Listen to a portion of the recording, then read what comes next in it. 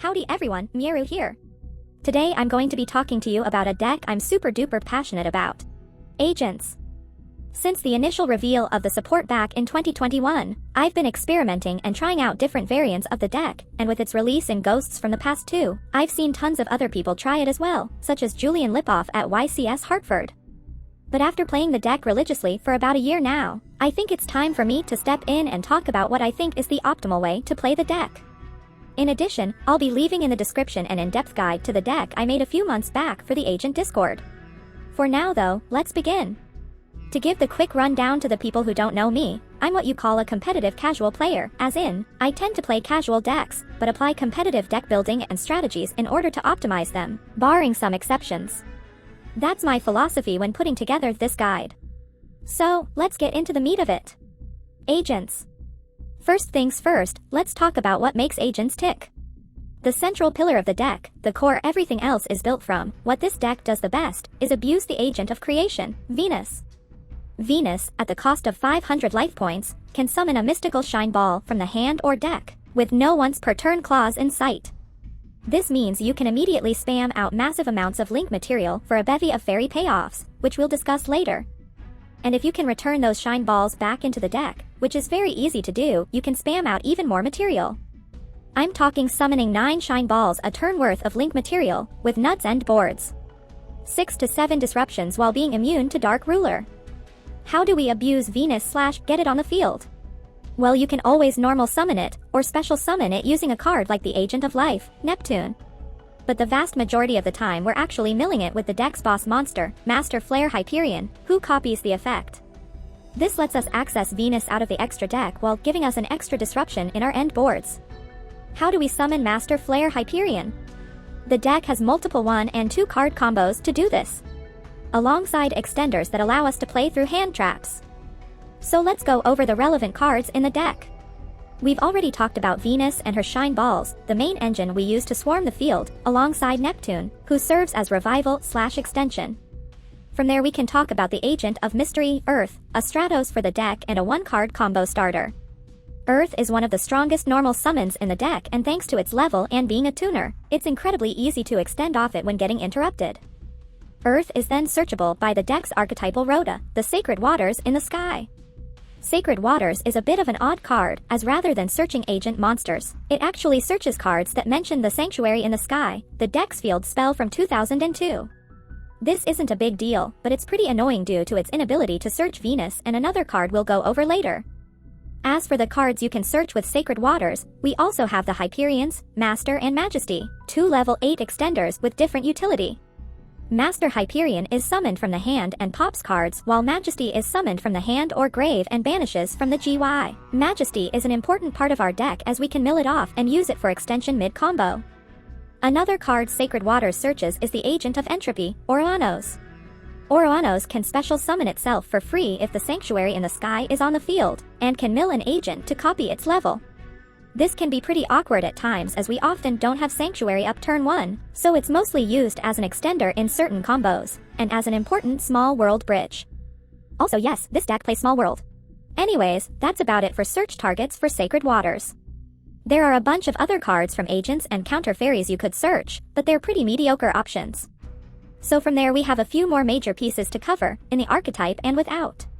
In the main deck we have Fallen Sanctuary, a continuous trap that lets us set Sacred Waters from the deck for turn 3 follow-up and is an infinite impermanence on every single turn. This is a very important part of our end boards. The Agent of Destruction, Venus, the other agent that can't be searched off Sacred Waters, which lets us summon up to 3 shine balls from our graveyard / banished pile, and then tucks them back into the deck for more balling later. Diviner of the Heralds, which is another 1-card combo thanks to Trios Hierarchia. Then in the extra deck we have Protector of the Agents, Moon, a link 2 that takes 2 fairies and mills a card that mentions Sanctuary in the Sky on summon. It also pops cards by tributing fairies, meaning it helps you out skill drain. You make this using your shine balls to mill Majesty Hyperion. Then we have the link 3, Celestial Nightlord Parshoth, a link 3 that lets us search a card that mentions Sanctuary, or if Sanctuary is up, lets us search any fairy. We go into this with our Moon and another fairy in order to search Fallen Sanctuary or another extender. And finally, we have the Executor of the Underworld, Pluto, a synchro tuner we can summon off Halki-Fibrax, which as a quick effect sets monsters, letting us protect our weenie negates like Appaloosa and Herald of the Arc Light. Our final notes is our extenders and engine requirements. We have Alvain, the Essence of Vanity, a level 2 fairy tuner we can summon off ready or instant fusion, and Guardian Aotos, a level 8 fairy we can summon for free if our graveyard is free of monsters. Aotos especially is an incredibly powerful extender in the deck, allowing us to fully combo off if either of our 1-card starters, Earth and Diviner, are disrupted. It also serves as a powerful going second tool, letting us stick a big body on the board for free, enabling huge synchros like Baron or Master Flare without activating an effect. Finally, it's an incredible small world bridge, getting us from nearly any card in the deck to any other card. The only sticking point is its summoning condition, requiring no monsters in the graveyard. This means you can't overload the deck on hand traps like Triple Ash, Triple Veiler, Triple Ghost Ogre. However, this just means we need to be considerate of it in our deck building. We can play 3 to 6 of these style hand traps, and focus more on options like Infinite Impermanence, Nubiru, or Gamma, or going second cards like TTT, a big recommendation for the deck IMHO. Regardless, I very much recommend you play Aotos. Your ability to play through Disruption shoots through the roof with this card, and takes the deck from being a standard fragile combo deck to something you really can't laugh at. The final bit we have to talk about are some engine requirements. These are the prices of entry. We discussed the Shine Balls from earlier, so from there we'll talk about Trios Hierarchia and Bhutan. These are requirements for what I'll call the Diviner engine. The basic idea is that you normal summon Diviner, mill Trios, Trios tributes Diviner, and Diviner summons Bhutan. Then with the level 1 tuner Bhutan and level 9 Trios, you can go into Master Flare, mill Venus, and combo off. Neither of these cards are garnets, as you could open Diviner and Trios and Bhutan and still play normally, but it's obviously a bit of a bummer to draw either. Though funnily enough, Trios can be used to dodge hand traps like Veiler/Imperm if you open it. So keep that in mind.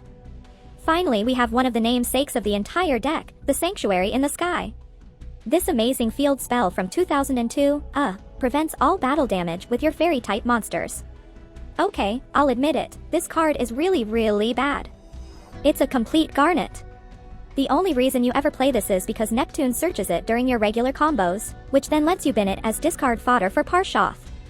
Oh, and in some instances, you activate the Sanctuary turn 1 in order to search fairies off Parshoth. Regardless though, what's a few garnets to a combo deck? So, those are the major players, why don't we go into some combos? Combo 1. 1.5 cards, Diviner of the Heralds plus a discard. We'll start by normal summoning Diviner, activating its effect to send Trios Hierarchia from our deck to the grave. If we open Trios, we'd opt to send Majesty, Neptune, or a Venus instead. In either case, we activate Trios's effect to tribute Diviner and summon Trios. Diviner then triggers, letting us summon Bhutan from the deck. With these two, we'll then synchro summon Master Flare Hyperion. Now, with Master Flare Hyperion, we can mill Venus for cost in order to copy its effect. This means we're completely Ash-proof at this point. There's no point where you can Ash Master Flare and it'll matter. So with Master Flare, we'll summon 2 Shine Balls from deck, paying 1000 life points in the process. From there we'll link summon Moon, allowing us to mill Majesty Hyperion with its effect. From here, there's multiple ways to sequence the play, but I prefer this path.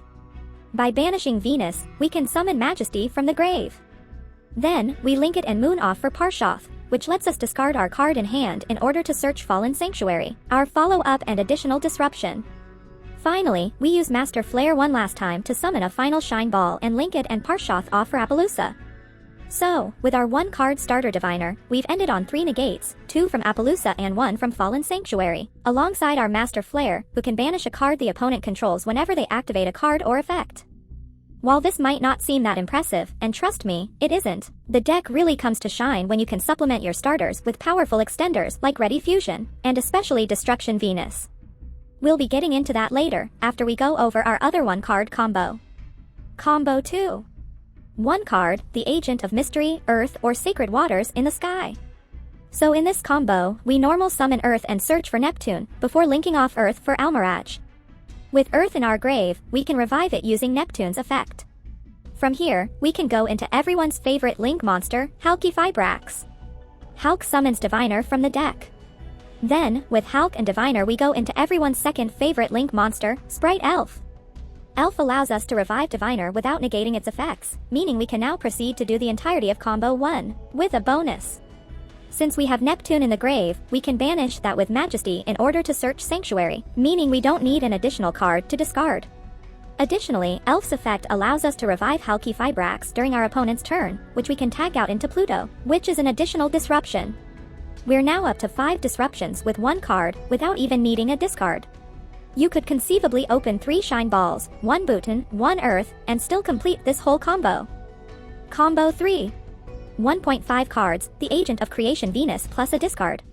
This is the last super basic combo we'll be going into without any additional extenders. This one regarding what you do when you open Venus and no other extenders/starters. No Diviner, no Earth, no Neptune, no nothing. We start by normal summoning Venus, and using its effect to summon 2 Shine Balls. 2 Shine Balls into Moon, then mill Majesty, then summon the 3rd Shine Ball. Then, we summon Parshoth using Venus and Moon, discarding a card to search Orianos. We then link the final Shine Ball into Link Spider, which triggers the other ability of Parshoth, a deceptively powerful one. When a fairy leaves the field, Parshoth can banish a fairy from the grave to summon a higher level one from hand. This enables a bevy of huge plays we'll go into later.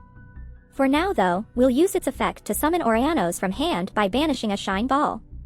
Use Orianos' Zess effect, mill Neptune from deck to copy its level.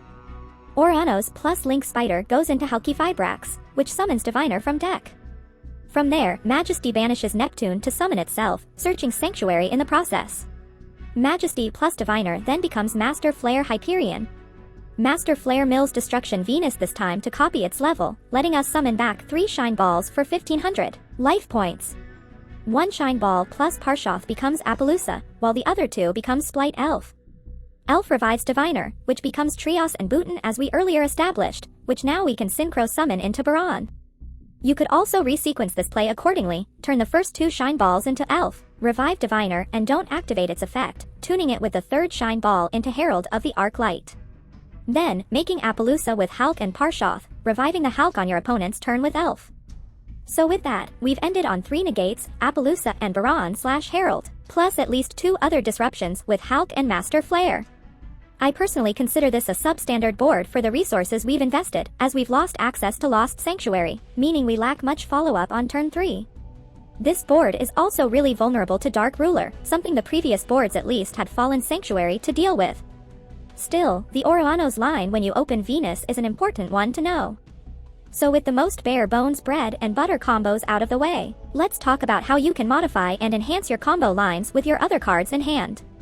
The simplest way to do this is with access to another body, either a fairy in hand to summon off Parshoth, or an extender like Aotos or Ready Fusion, which can enable you to add Hulk to any combo that hasn't already used it, or lets you make extra synchros like Herald and Baron, in the case of tuner extenders like Ready Fusion. The biggest and best option, however, is the Agent of Destruction Venus. This piece of support from Battle of Chaos unlocks the true potential of the deck, enabling 3 to 6 more copies of Shine Ball and end boards that are immune to cards like Dark Ruler no more. The main way we get Destruction Venus onto the field is through Parshoth, and it's searchable through Earth, Small World, and in rare instances, Parshoth itself. Let's take a look at one such powerful combo enabled by Destruction Venus. Combo 4. 2.5 cards, Diviner plus Destruction Venus plus discard. So this combo starts out exactly the same as Combo 1, so we'll speed ahead to the relevant step. We have Master Flare, Parshoth, and a Shine Ball on field, plus Destruction Venus and Fallen Sanctuary in hand. Instead of going into Appaloosa here, first we're going to link off the Shine Ball for Link Spider. This triggers the Parshoth, letting us banish a Shine Ball from the grave to summon Destruction Venus. Now we go into Appaloosa as usual, and proc the Destruction Venus, paying 1500 to summon back our 3 Shine Balls. From here we make Halki Fibrax with a Shine Ball and Destruction Venus, since it's a tuner, and summon another level 3 tuner from deck. Now we take this tuner and our 2 Shine Balls and make a new monster you probably haven't seen before, Ancient Pixie Dragon. The reason why we go into this will be clear in a second. From here we use Master Flare Hyperion to summon back a Shine Ball, linking it and Hulk into Sprite Elf and using Elf to revive our Diviner. Diviner and Ancient Pixie Dragon then become, dun dun dun, Hot Red Dragon Archfiend Abyss. Those in the audience may recognize where this is going. Thanks to the chainable trap in Fallen Sanctuary, we can use Hot Red as a way to negate Dark Ruler no more. Chain Link 2 Fallen Sanctuary, Chain Link 3 Hot Red, negate Dark Ruler. And we're not even done.